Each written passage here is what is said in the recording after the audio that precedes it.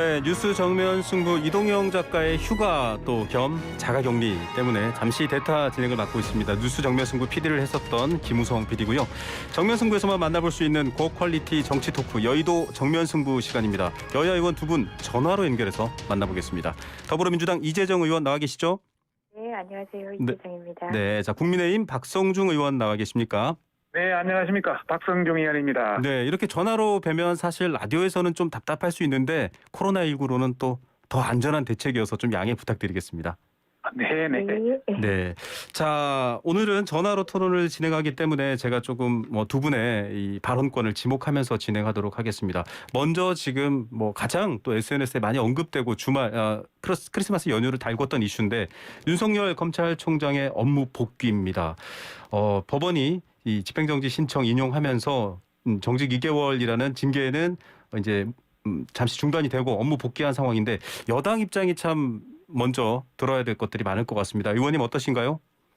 네, 법원 판결 내용 이제 존중을 한다라는 메시지는 냈지만 그럼에도 불구하고 그 내용에 대해서는 살펴볼 필요가 있는 것이 네. 우선 이 판결 자체로도 윤석열 총장에 대한 면죄부는 아니라는 거죠. 네. 그리고 또 이제 집행정지라는 것 자체가 한시적으로 본안에 대한 결론이 있을 때까지 정지를 하는 것이지 이것 자체가 결론이 아님에도 불구하고 그 윤석열 총장에 대한 어떤 판단이 끝난 것처럼 내용들을 활용하는 것들에 대해서는 경계해야 된다고 생각하고요. 무엇보다 네. 꼼꼼히 따져보면 윤 총장 주장이 그거였잖아요. 정치적 목적화의 보복성 징계다. 그랬는데 법원은 받아들이지 않았습니다. 네. 보복성 징계 아니라 당신이 잘못한 거 있어서 절차에 따라 이루어진 징계다라는 네. 거죠. 판사 개인에 대한 정보 수집이나 이런 부분들도 부적절하다고 판단이 된 거고 무엇보다 감찰 방해에 대해서는 이제 소명이 있었다라고 봤습니다. 채널A 네. 사건이죠. 다만 이 부분에 있어서 그 절차 과정에서의 일부 내용들에 대해서도 이제 비판이 조금 있는데요. 네. 징계 자체가 보복성인 건 아니지만 제조기용 가반수, 출소기용 가반수 찬성으로 기피 여부 결정하는 부분에 있어서 네. 기피 신청, 피기피 신청인이죠. 네. 참여한 내용에 대해서 법원이 제동을 건 거죠. 네. 그런데 많은 법률 전문가들이 얘기하는 것처럼 법원이 그와 같이 해석을 해버리면은 법이 정한 어떤 의결 정족수 자체를 네. 그러니까 자의적으로 해석하게 되는 셈이다라는 거죠. 예. 아마도 법원이 이 부분은 판단을 잘못한 것 같은데요. 심의와 네. 의결을 구분하지 못한 거죠. 심의라는 것은 논의한다는 거고 네. 또 의결에 참석하는 것과 의사에 참석하는 것과 의결에 참석하는 건 다르거든요. 네. 그래서 기피 신청 받은 자도 기피 절차에 출석해서 그 의사 정족수에는 포함이 네. 되지만 다시 얘기해서 이제 제적 이용 가반 출석이라는 것에는 포함이 되지만 의결에 참여하면 안 되는 거죠. 예. 근데 좀 아쉬운 게 네. 법원이 또 인용한 판례 자체가 이미 네네. 의결까지 참석한 경우에요. 네. 의결 정족수까지 본인을 포함해서 이렇게 이루어진 그런 사례를 네. 인용을 하고 있는데 이 부분은 명백히 네. 법원이 조금 판단을 부족하게 한 게 아닌가라는 생각이 들고요. 자, 네. 그 외 부분에 있어서는 이것이 마치 이제 본안의 결과인 것처럼 네네. 윤석열에 대해서 선미점에 대해서 최종적 결과인 것처럼 이해해서도 안 되고 그렇게 활용하거나 정치적으로 계속 인용해서도 안 된다는 점 명확합니다. 네, 징계 사유 본안에 대한 판단은 아니나 절차상의 하자가 있기 때문에 법원이 중단했다. 그러나 이 또한 다툴 여지가 있다라는 얘기로 요약해보고요. 그럼요. 야당 의원 입장을 들어보겠습니다. 박성중 의원님. 네네. 우선 저는 그 판결에 대한 세부 내용보다는 네. 큰 차원의 어떤 그 목적, 이번에 이런 판결을 하게 된, 이런 인용을 하게 된, 네. 그 검찰총장을 정직 2개월 정도 한다는 것은 회복하기 어려운 손해다. 이런 네. 차원에서, 큰 차원에서 이렇게 인용을 한 것입니다. 네네. 그런 차원에서 많은 국민들이 안도의 한숨도 내쉬었고요. 또 그 전에 이틀 전에는 대통령이 무언의 협박 그 오부요원 청와대 초청해가지고 이야기도 했지 않습니까? 그래도 네. 사법부가 이런 판단을 내렸다는 것은 사법부가 살아있다 이런 말씀을 우선 드리고 싶고 네네. 또 값진 그 성탄 전야의 선물까지 줬다 이런 말씀 우선 첫 번째 드리고 싶습니다. 네. 두 번째는 그 검찰개혁 관련해서 뭐 내용을 자꾸 이야기하시는데 절차가 조금 하자가 있고 내용에도 2대2 두 분 양쪽 부분을 다 언급했습니다. 네네. 그거는 본안에서 충분히 논의될 수 있는 기기 때문에 네. 저는 뭐 더 이상 언급하지는 않고요. 네. 지금까지 여당이 주장한 검찰개혁 관련해서 네. 공수처가 아직 시동도 걸지 않았지 않습니까? 네네. 그래도 윤석열 그 총장과 또 그 많은 검사들이 지금 여건에 대한 수사를 하니까 네. 거기에 대한 것을 방해하기 위해서 뭐 한직으로 보낸다든지 윤석열 총장까지 이렇게 내쫓게 한다는 것은 이 검찰 개혁이 검찰 장악이다 이런 것을 극명하게 국민들한테 보여준 어떤 그런 신뢰가 됐다는 사례가 됐다는 말씀을 드리고 싶고요. 네네. 이 판결 나니까 대통령은 뭐 일부 사과는 했지만은 선을 넘지 말라는 경고 메시지도 보냈고 또 많은 그 여당 의원들 홍위병 같이 말이에요. 그 사법부의 쿠데타라든지 법조 개혁을 해야 된다든지 아니면 탄핵을 해야 된다든지 이런 식으로 상당히 어떤 그런 모습을 보이는 것은 국민의 눈살을 찌푸리게 했다 이런 말씀을 드리고 네. 마지막으로 한 가지만 더 한다면 네네. 이것이 정말 잘못됐다면 차기 대선 주자 이 선호도에서 이 윤석열 총장이 최근에 이렇게 많이 올라가는 네. 오차를 넘어서 올라가는 이런 게 있었겠습니까? 그는 전반을 보고 여건은 좀 사죄하고 자기 어떤 평가를 해야 된다 저는 그렇게 생각합니다. 네, 뭐 정치적 평가에 대한 얘기와 그런 뭐 여러 가지 얘기들을 해주셨습니다. 이 민주당 방금도 박성중 의원께서 말씀해주셨지만 지금 김두관 의원을 비롯해서 이 탄핵론까지 나오면서 좀 강한 발언이 나왔고 당내에선 조금 자제하는 분위기도 있는 것 같다고 하는데 어떻습니까? 네, 탄핵을 언급하시는 분도 있고, 뭐 소위 신중론이라고 하나요? 네. 그런 입장을 취하시는 분도 있는데요. 각각의 입장에 더 유의미한 지점들이 있습니다. 탄핵 관련해서도 분명히 윤 총장의 징계 사유에 대해서는 네. 이번 법원 판단으로 확인된 부분도 있습니다. 네. 그래서 문제의식이 더 높아졌죠. 이대로 검찰총장 수행을 하는 것은, 검찰총장직을 수행을 하는 것은 국민의 사법부에 대한 그 검찰 수사기관에 대한 신뢰를 무너뜨리는 거다라는 위기감이 또 있는 거고요. 무엇보다 조금 전에 그 박성중 의원님께서 윤 총장에 대한 어떤 대권 후보 지지도까지 얘기하셨는데 네.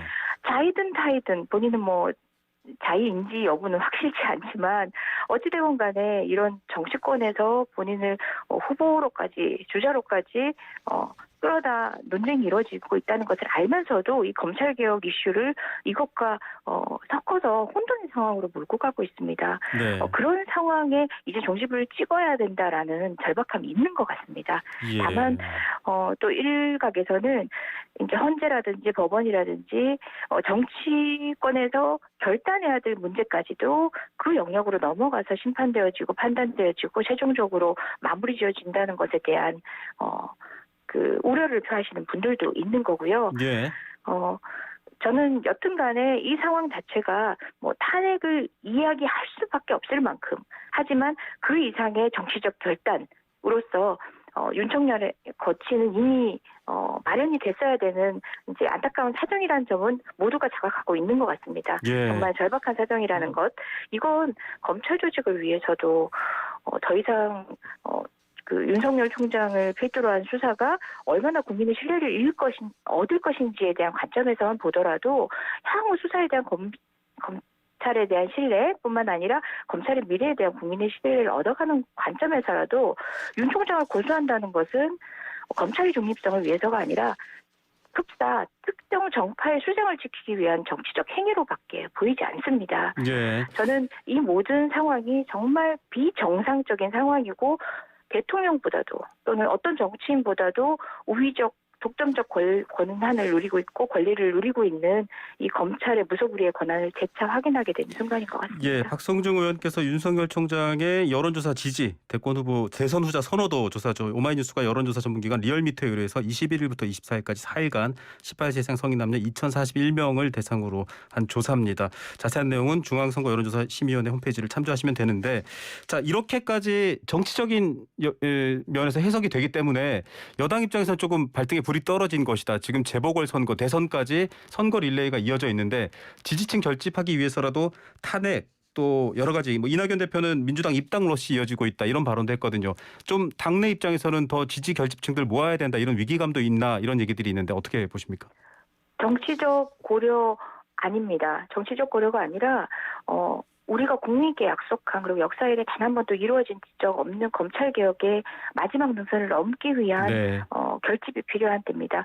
그런 개혁의 요구를 모아낼 필요가 있다는 데 절박함을 느끼고 있고요. 네. 저도 주말 사이 연휴 사이에 정말 매리성탄을 축성탄을 외쳐야 될 많은 국민들이 코로나 상황도 그렇고 이 네. 검찰 개혁이 또 자초하는 것이 아닌가라는 염려 때문에 밤잠을 못 이루셨을 것 같아서 너무 송구한데요. 네. 그동안 수많은 문자를 받습니다. 이제껏 받았던 문자와는 너무나 다른 절박함이었습니다. 네. 통상 문자 폭탄이라고 하면은 조금은 날선 반응으로 이제 자극적 언어가 있는데요. 정말 그 절박함이 느껴지는 제가 문자를 보고도 뭉클해지는 정말 어떻게 보면 항의성 문자인데도 이런 절박함을 정치권에서 못 담고 있다는 게 송구해지는 그런 문자들이 다수였습니다. 박성중 의원님 지금 네. 이제 당내에서도 탄핵 발언이나 이런 것들은 좀 선을 넘었다. 김종인 비대위원장의 발언들도 보도가 되고 있는데 야당에서는 지금 여당의 반응에 대해서 어떤 의견 갖고 계시나요? 우선 결론적으로 말씀드리면요. 이 탄핵이라는 것은 친문 세력의 마지막 발악이다. 결국 국민의 분노가 하고 자멸의 길로 갈 수 있다. 그런 차원에서 저희들은 오히려 바란다. 이런 말씀을 우선 드리고 싶고요. 네. 두 번째는 지금 어떤 검찰개혁 또 더 나아가 사법개혁 이렇게 해서 판사 검사를 모두 손아귀에 잡아 넣겠다. 그래서 3단계로 저희들은 추진한다 이렇게 보고 있습니다. 네. 우선 1단계는 여러 검사나 판사들의 어떤 징계권, 인사권을 남용해서 어느 정도 묶어두고 지금 뭐 검사들 많이 날렸지 않습니까? 네. 판사들도 지금 뭐 우리법연구회, 국제법연구회 민변 출신들 위주로 많이 구성을 했지 않습니까? 그리고 2단계는 지금 공수처가 이제 곧 구성이 됩니다만 공수처를 통해서 또 제압을 하고 결국 3단계에 저희들은 판검사 벌초를 하는데 이런 탄핵을 통해서 벌초한다. 역시 그 윤석열과 그 이하도 또 관련되는 여건을 수사하는 사람도 하고 그다음에 우리가 그 조기현 부장판사가 지난번에 그 직무정지를 인용을 했습니다. 그런 판사라든지 또 정경심 유죄를 한 그 임정혁 그 건선우 김선희 부장판사라든지 이번에 판결한 그 홍순욱 부장판사라든지 이런 사람들도 그에 해당이 된다. 이런 차원에서 정말 대한민국을 위해서 이렇게 가서는 안 된다. 이런 말씀을 드리고 싶고. 네. 그리고 지금 뭐 어젠가 오늘 뭐 나오던데 집행정지 신청도 금지하는 네. 그 윤석열 방지 정청래 의원이 뭐 내고 있는데 네. 이런 민주주의에 반한 법까지 이렇게 해서 한다는 것은 뭐 정의당까지도 눈살을 찌푸리는 무모한 주장이다. 탄핵이 이렇게 하는 것을 본다면은 국민 뭐 자기들 극소수의 어떤 판은 찬성할지는 몰라도 국민의 대다수는 상당히 이것을 잘 알고 있다 이런 말씀을 드리고 싶습니다. 네, 뭐 여러 갈라진 의견이겠지만 또 이런 상황에도 여당은 검찰 개혁에 더 매진하겠다. 이제 검찰 개혁 시즌 2에 본격 착수한다 이런 제목으로 알려지고 있는데 오늘 공수처장 후보 추천회 위원회에 진통이 있었습니다만 최종 후보 2인이 선정됐습니다. 이재정 의원님, 뭐 앞서 얘기한 언급까지 연결해서 이 부분 어떻게 보셨는지요? 네, 이미 뭐 늦장 출발 정말 6개월이 넘습니다. 지각도 이런 지각이 없습니다. 이제 뭐 추천된 인물을 바탕으로 해서 최종 후보 한 명 지명하고 또 국민의 눈높이를 청문회 거쳐서 더 늦추지 않고 공수처를 출범시키고요. 여기서 그치는 것이 아니라 이 모든 것이 정치적 목적이 아니라 검찰개혁이라는 시대적 사명, 대한민국이 탄생시킨 괴물 같은 조직 검찰을 국민께 돌려드리기 위한 한 걸음을 더 내딛는 게 국회 역할이라고 생각하고요. 네. 수사권과 기소권을 분리시키는 그 결과에 이를 때까지 국민의 대표로서의 의무를 게을리함 없어야겠다는 다짐을 하는 순간입니다. 네. 무엇보다 단 한 차례 반성한 적 없는 검찰 아닙니까? 네. 지금 99만 원 세트, 검찰 세트라는 그런 힐량까지 받아안고 있는 검찰입니다. 과연 어떤 목소리가 국민의 요구, 역사적 요구이겠습니까? 네. 민간인을 간첩으로 만들어내고 탈북자 간첩 사건을 비롯해서 여러 역사 안에서 국민을 핍박했던 검찰이 어떻게 달라졌습니까? 단 한 번도 네. 달라졌다는 이야기 들은 적 없습니다.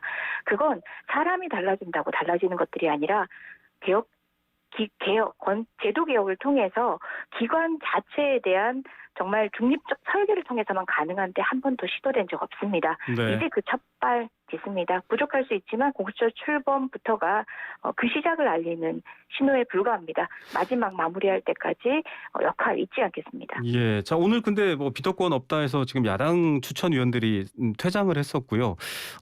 그 부분과 그다음에 김진욱 이 후보는 판사 출신이고 이건희 후보는 검사 출신입니다. 또 둘 중에 어느 부분에 대한 또 판단과 고려가 더 필요한지에 대해서도 한마디 더 덧붙여서 얘기해 주시죠. 네, 뭐 검사 출신, 판사 출신을 염두하지 않습니다. 추천된 후보가 어쨌든 선택지 안에서 또 그 결정권자는 대통령입니다. 어떤 선호도라든지 어떤 것을 떠나서 누가 되든 간에 이 공수처 출범이라는 사명에 대해서 또 강한 자신감과 강한 책임감을 느끼는 분이 됐으면 좋겠고요. 야당이 네. 이야기하는 그러니까 비토를 위한, 그러니까 반대를 위한 비토권의 행사로 인해서 결국은 법 개정까지 이르지 않았습니까? 네. 개정된 법률에 따른다면은 이 자체가 절차적으로 문제가 없거든요. 뿐만 아니라 어떤 위원회든 간에 출범을 막아서는 방식으로 본인 추천위원을 활용했던 그런 행태 이젠 좀 그만하시죠. 네, 자 야당 그 박성중 의원께서도 지금 이제 이 공수처장 후보 최종 2인으로 추려졌기 때문에 여기에 대해서도 의견이 있으실 것 같은데 어떻습니까? 예. 저희들이 공수처법이 이제 통과돼서 진행되기 때문에 무슨 말을 하겠습니까? 네, 다만 오늘 우리 조호영 원내대표가 현지까지 그분들한테 추천위원한테 보냈는데요. 네, 살아있는 권력에 사냥개가 되지 말고 역사앞에 죄인이 되지 말자. 그리고 간곡히 이제 고소를 했는데 네, 그걸 마치 정치적 독립성을 훼손하는 걸로 또 비판하던데 우리가 그분들이 그 조호영 원내대표 편지로서 그렇게 마음을 바꿀 정도면 그 아무것도 아니지 않습니까? 네, 그렇게 이제 마지막 고소를 했다는 말씀을 드리고 싶고 또 저희들이 이걸 하면서 사실 법 개정 전에 국회의장과 양당 원내대표가 거의 합의 수준에 이르렀습니다. 네, 공수처장 후보를. 네, 그런데 갑자기 청와대에서 무슨 안 된다 이래가지고 청와대가 지정한 인물이 아니면 안 된다는 그런 식으로 된다는 건 굉장히 문제가 있다. 또 특히 저희들이 국회의장하고 다 합의된 것은 그럼 공수처장 추천할 때 공수처장은 최근에 공수처법이 다 통과됐으니까 4년 전에 통과된 대통령 특별감찰관 북한 인권재단 이사 같이 동시 추천하다. 너희들이 4년 동안 추천하지 않았던 거 그 합의까지 했습니다. 그런데 그거는 다 무시하고 지금 가고 있습니다. 네. 이런 관점에서 정말 이래서는 안 된다. 저희들은 마지막 국민들한테 호소하는 거죠. 예. 자, 박성중 의원께서도 지금 최종 후보 이 추천된 김진욱, 이건희 두 분에 대한 의견은 어떠신가요? 저희들은 이 두 분에 대해서도 지난번 공수처장 후보 추천위에서 거부된 사람들입니다. 네. 한 번 거부된 사람을 또다시 이렇게 한다는 것은 이 말이 되질 않는다. 이런 말씀을 우선 저희들은 드리고 싶고요. 네. 어차피 대통령이 마음 먹은 사람을 시키려고 법 개정했지 않습니까? 7명 중에 6명인데 5명으로 할 수 있도록 이렇게 만들어버렸고 또 대통령이 새해 벽두에는 공수처장을 출범시켜야 된다 해가지고 시간표까지 제시했기 때문에 강제로 갈 수밖에 없다고 저희들은 보고 있습니다. 예. 그러나 굉장한 유감이고 국민들께서 잘 판단하실 걸로 저희들은 믿습니다. 네, 말씀하신 대로 일단 공수처의 시계는 움직이고 있습니다. 향후의 이슈에 따라서 저희가 또 모셔서 이야기를 더 듣도록 하겠습니다. 이슈를 조금 바꿔보겠습니다. 오늘이 재보궐선거 100일입니다. 여러 가지 얘기들이 많이 지금 나오고 있는데 사실상 지금 야권에서 먼저 좀 이슈를 만들고 있습니다. 안철수 대표가 출마 선언을 하면서 야권은 좀 고심에 빠지는 상황이 지금 되고 있는데 안철수 대표가 명백히 국민의힘과 힘을 합친다라는 것도 아니고 지금 단일화에 대한 얘기만 나오고 있거든요. 박성중 의원께서 좀 입장 설명해 주시죠. 네. 지금 이번에 서울시장은 대선의 미니 대선입니다. 물러설 수 없는 승부처입니다. 네. 그래서 저희들은 굉장히 이제 중요한 개념으로 생각하고 있고요. 네. 특히 안철수 대표가 출마를 해줘서 저희들은 굉장히 다행이다 이런 차원에서 어차피 야권 연대, 반문 연대로 통해서 후보를 단일화해서 이번 선거에 이겨야 된다 이런 말씀을 드리고 싶고 네. 다행인 것은 최근에 12월 7일, 8일 리얼미터 여론조사에서 야당 후보가 당선돼야 된다는 것이 서울 시민 중에 51.8%입니다. 네. 그리고 최근에 뭐 검찰 개혁 문제라든지 코로나 19에 대한 대유행의 백신 확보 문제라든지 부동산 세금 문제, 또 박은순 시장의 성추행 관련해서 재보궐 선거 후보자를 안 낸다는 약속 문제, 이런 것까지 같이 곁들여서 저희들이 충분히 해볼 만하다고 생각하고요. 네. 같은 경선을 통해서 어떤 경선이든 저희들은 뭐 크게 한 세 가지를 보고 있습니다. 네. 우선 뭐 안철수라든지 또 이런 분들이 전부 들어와서 금태섭이라든지 들어와서 입당 후에 경선하는 방법도 있고, 네. 또 우리 내부 국민의힘에서 1차 경선을 해서 후보를 한두 명 해서 나중에 같이 하는 순차 경선이 있을 수도 있고, 네. 한꺼번에 전부 해가지고 하는 원샷 경선이 있을 수 있습니다.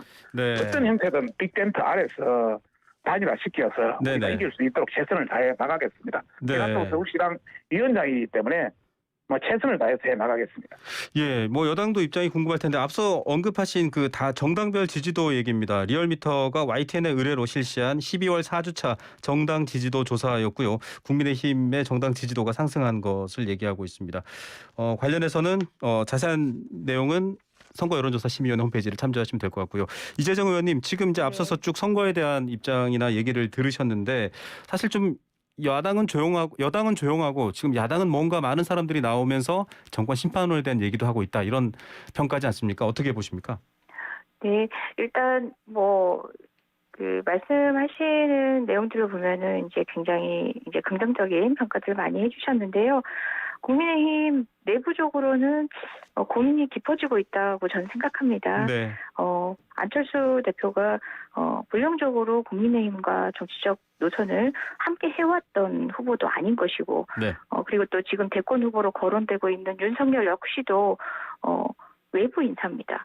네. 특히 자당에서 이런 정치적 구심령을 만들지 못한 채로 순차 경선의 가능성까지도 언급되고 있다는 것 자체가 당의 존폐에 있어서는 치명적인 부분이기 때문에 겉으로는 표시내지 않으시겠지만 지도부든 아니면 후보들 각자든 고민이 깊은 때라고 생각하고요. 네. 이 자체가 보궐선거 과정에서 주도권을 잃게 될까 염려하시는 상황일 것 같습니다. 네. 다만 저는 이것이 특정 후보를 중심으로 한 어떤 정치의 가능성으로 모아지는 것들이 아니라 여당이 정말 부담스러울 수 있도록 우리 국민의힘 자체가 국민께 보이는 어떤 가치 전략의 재정비를 통해 가지고 강한 힘을 좀 보여주셨으면 좋겠어요.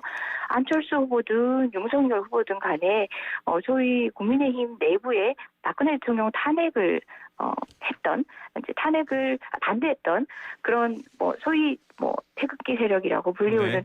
그분들에게는 정서적으로 받아들여질 수 없으면서 또 차기 당권 자체는 그분들을 의존할 수밖에 없는 묘한 권력적 스펙트럼 하에서 지금 갈등을 겪고 있는 구조라고 보거든요. 네. 저는 이것들을 정리해내는 힘이 있다면 그거야말로 가장 두려운, 여당으로서는 가장 두려운 야당의 힘이 아니지 않을까 싶고요. 반문연대라는 가장 손쉬운 전략은 조금 제가 어떤 판단을 네, 하거나 알겠습니다. 코멘트를 하기에도 아쉬운 거죠. 정치 발전을 네. 위해서 야권 정비가 긍정적 방향으로 될 수 있고, 그래서 네네. 여당 역시도 반성과 성찰을 전제로 한 미래 비전 제시를 통해서 국민께 한 걸음 더 다가가는 선거 되길 바랍니다. 그 열린민주당 김진애 의원이 이제 출마 선언을 했습니다. 더불어민주당과 단일화 얘기도 언급해뒀는데 그 가능성은 어떻게 보고 계시나요? 김진애 의원 같은 경우는 너무 훌륭하셨던 분이죠. 특히 지금 부동산 문제에 대한 고민이 깊을 때 부동산 전문가로서 또 본인의 도시계획에 대한 비전을 제시하면서 출사표를 던지셨기 때문에 좋은 자원임은 분명합니다. 네. 다만 아직 이제 우리 후보군으로 이제 타천으로 거론되는 많은 분들이 또 각자 역할에서도 많은 점수를 얻고 계시는 분들이기 때문에 당내 어떤 상황들 등등도 저희가 정확하게 어떤 말씀을 못 드리는 입장에서 각 네. 후보의 의중이든 네. 아니면 당내 알겠습니다. 후보군이든 정리되지 못한 차원에서 이런 네. 단일화라든지 그 얘기까지 언급하긴 그렇고요. 김진애 네. 의원님 건승을 기원합니다. 예, 자 끝으로 시간이 좀 짧은데요. 변창흠 국토교통부 장관 후보자 오늘 인사청문 보고서가 채택됐습니다. 박성중 의원께서 일단 한 1분 정도 총평으로 좀 정리해 주셔야 될 것 같습니다. 네, 대통령 뜻이니까 도덕성도 필요 없고 품격도 필요 없고 전문성도 얼마나 되는지는 모르겠지만은 이렇게 막 진행되는 것 같고요. 또 한 번 마이동풍이라고 너희는 지져라, 우리는 간다. 지금 그 청문 보고서가 채택 안 된 게 26번째입니다. 네. 이거는 박근혜 전 대통령이나 이명박 대통령은 그 5년 합친 것보다 더 뭐 같은 수준입니다. 네. 이렇게 하면 청와대가 청문회가 무용할 수밖에 없고 또 민주당 또 국회는 청와대 여의도 출장 투밖에 되지 않는다 이런 말씀을 우선 드리고 싶고 네.